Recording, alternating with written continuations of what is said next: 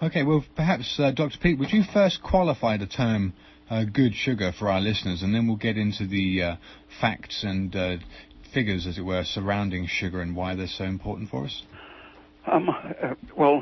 Sugar is really the ideal energy exchange substance.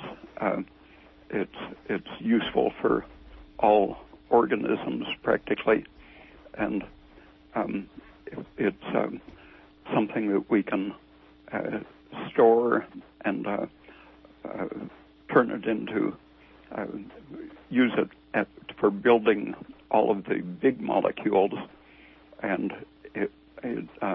when it's metabolized, it releases carbon dioxide, and carbon dioxide is really a more universal substance than oxygen for the support of life.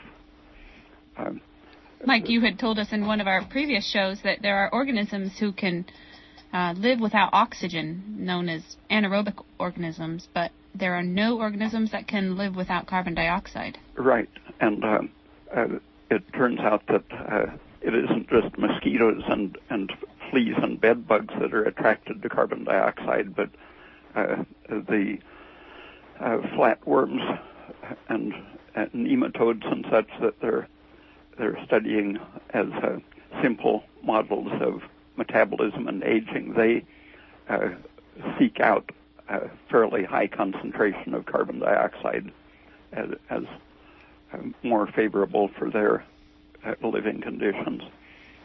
So as our cells use sugar more effectively, then are we producing a larger amount of carbon dioxide?